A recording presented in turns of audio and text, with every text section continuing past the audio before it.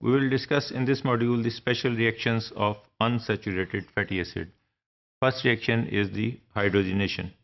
It is the addition of hydrogen at the double bonds of the unsaturated fatty acids.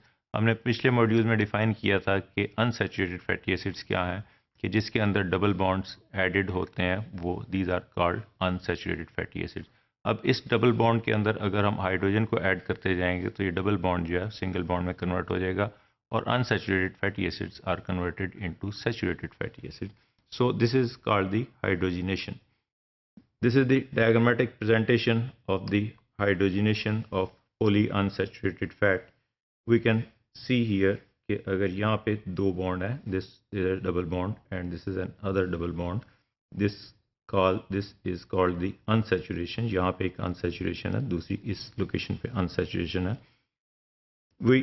If we add the hydrogen atom to this particular polyunsaturated fatty acid, what will happen? These double bonds are removed and ultimately hydrogen bonds are added to these carbon atoms. दो double bond remove होंगे लेकिन hydrogen atoms जो हैं वो 4 hydrogen atoms जो हैं वो add हो जाएंगे. So this polyunsaturated fatty acid is hydrogenated and ultimately converted into saturated fatty acid. Hydrogenation converts unsaturated fatty acids into saturated fatty acids. Saturated fatty acids हमने बताए थे वो वाले हैं जिसके अंदर कोई भी डबल बॉन्ड नहीं है. जब भी कोई डबल बॉन्ड ऐड करते हैं तो वो अनसैचुरेशन हो जाती है. इसी तरह जब भी कोई डबल बॉन्ड उसे रिमूव करते हैं तो वो सैचुरेट हो जाता है. This is another presentation which is shown in this diagram. This is the hydrogenation of oleic acid. We have discussed in the last few modules कि ओलिक एसिड क्या है और उसकी जो है ना कन्फिगुरेशन क्या है, और वो हमने नॉमेनक्लेचर में भी डिफाइन किया था. Oleic acid is 18 carbon compound और 18 कार्बन फैटी एसिड. इसके अंदर नॉमेनक्लेचर में डिफाइन किया था ये 18 कार्बन है और ये 1 डिफाइन कर रहा है. ये सेमीकोलन के बाद अगर हमने 1 लगाया तो इट मीन्स कि इसके अंदर एक डबल बॉन्ड है विच इज़ शोन हियर. अब हम इसके अंदर दो ऐड करते हैं, दो हाइड्रोजन, और these hydrogen are added here and ultimately it is converted into a fully saturated fatty acid, जबकि यहाँ पे ये ओलिक एसिड अनसैचुरेटेड और मोनो अनसैचुरेटेड फैटी एसिड था. हमने ये भी डिफाइन किया था कि जो है ना नेचर में जितने हैं अनसैचुरेटेड फैटी एसिड सारे के सारे सिस कन्फिगुरेशन में हैं. तो this is the cis configuration. अब जब ये सिस कन्फिगरेशन में हम दो हाइड्रोजन ऐड करते हैं तो ये स्ट्रक्चर, ये इसका केमिकल फार्मूला बन जाता है. दो हाइड्रोजन यहाँ ऐड हो गया और ये इसकी स्ट्रक्चर इस फॉर्म में आ जाता है जिसमें सैचुरेट हो गया ये ओलिक एसिड और it is converted into saturated acid, और इसका नाम जो है वो ओलिक एसिड से it is known as stearic acid. This is the written here, this is the steric acid which is formed from the hydrogenation of oleic acid, which is a mono unsaturated fatty acid. This is again the presentation in a different form of diagram of the previous one. कि वहाँ पे हमने देखा था कि ये cis oleic acid है.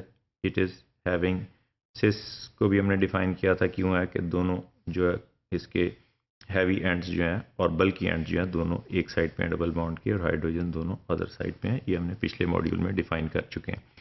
सिस ये इसके अंदर हाइड्रोजनेशन हो रही है और हाइड्रोजनेशन के लिए रिक्वायर्ड है निकल जो एज ए कैटलिस्ट यूज़ होता है.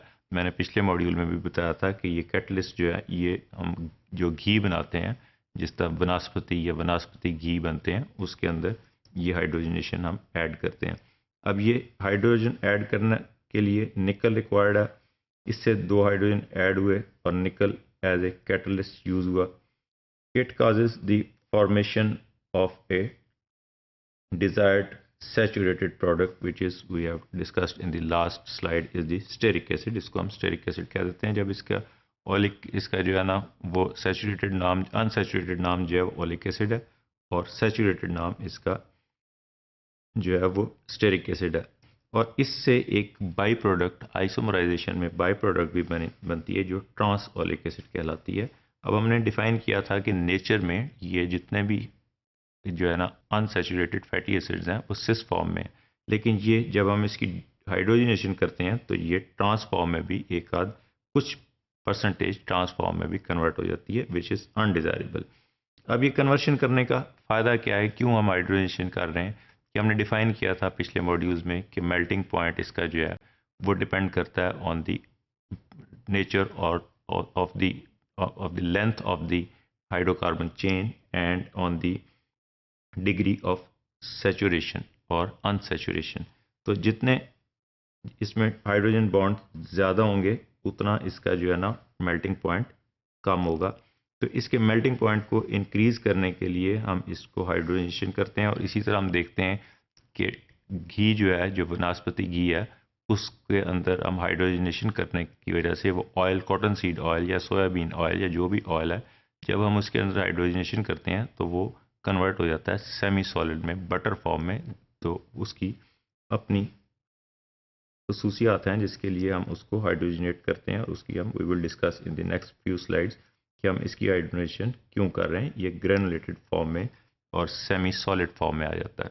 Margarines are vegetable oils treated with partial hydrogenation to form semi solid consistency और butter consistency। मार्जिन जो हम बनाते हैं वो वेजिटेबल ऑयल से बनती हैं, और ये पार्शियल हाइड्रोजनेशन जो पिछली 2 स्लाइड में हमने डिफाइन किया है उससे जो है ना मार्जिन भी बनती हैं, और वो इसलिए बनाते हैं कि सेमी सॉलिड फॉर्म और बटर फॉर्म में ये कन्वर्ट हो जाए। Hydrogenated fats are used by many commercial food producers. ये क्यों हाइड्रोजनेशन कर रहे हैं हम, कि हमें ये कमर्शियल फूड प्रोड्यूसर्स को यूज़ करते हैं for the following reasons. To provide rich texture, के इसका टेक्सचर रिच हो जाए। Secondly, increase the shelf life. Similarly, increase the melting point. अब मेल्टिंग पॉइंट इंक्रीज हो जाएगा तो ऑयली फॉर्म की वजह से की बजाय ये बटर फॉर्म में या सेमी सॉलिड फॉर्म में या ग्रेनुलर फॉर्म में आ जाता है। Similarly, it is also used for the hydrogenation is also used for the resistance to oxidation and flavor deterioration। इसकी वजह से जो हम फ्लेवर ऐड करते हैं वो भी डिटोरेट नहीं होते, और ऑक्सीडेशन में भी ये रेजिस्टेंस हो जाता है। Partial hydrogenation has an undesirable effect.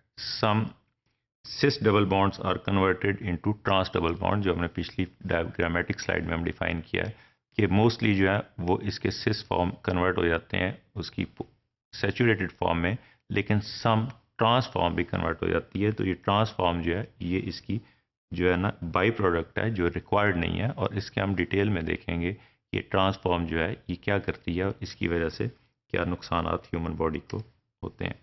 There is strong evidence that dietary intake of trans fatty acids, often referred as trans fats, leads to higher incidence of cardiovascular diseases. Therefore, these fats should be avoided in the diet. तो ये trans fats जब convert हो जाते हैं partial hydrogenation की वजह से, तो ये डिज़ायरेबल प्रोडक्ट्स नहीं है और ये रूटीन में डाइट में नहीं लेनी चाहिए, क्योंकि